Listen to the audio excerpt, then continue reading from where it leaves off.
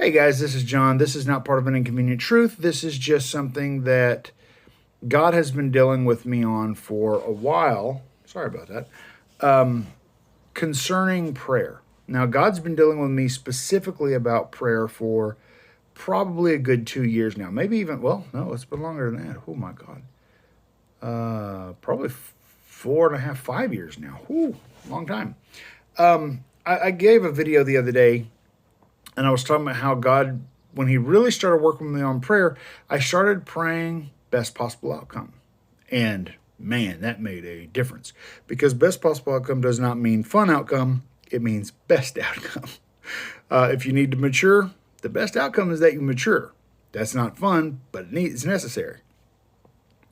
And as I started progressing, I started praying, literally, I would say, Lord, this is what I'm looking for. Nevertheless, not my will, your will be done, just like Jesus prayed.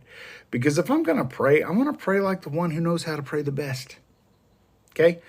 Then God started taking me even farther in prayer from intercession. I do not pray long prayers. I don't believe at all it is necessary. There are people who are called to be intercessors who can pray for hours. God bless them. I am not that. Okay? Rock on you, and I will pray for you, and I encourage you very much so, but I'm not that person. My prayers are usually the max, a few minutes or, several minutes, but usually not quite that much. This is not a brag. This is just being honest. But one of the things that hit me is I was praying. I grew up where we prayed for provision. Lord, we need a hand. We're broke. We need this, whatever. And God's like, why do you pray that dumb prayer? I don't know.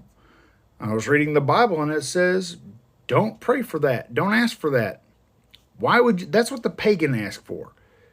God already has you in His hand. He knows what the birds need and He provides for them. Why do you think He's not going to provide for you?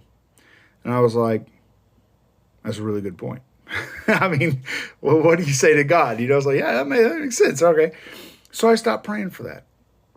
I stopped praying for other things that were temporary.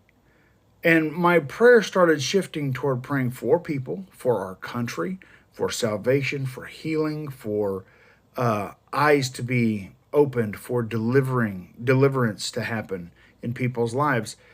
And you know what's funny?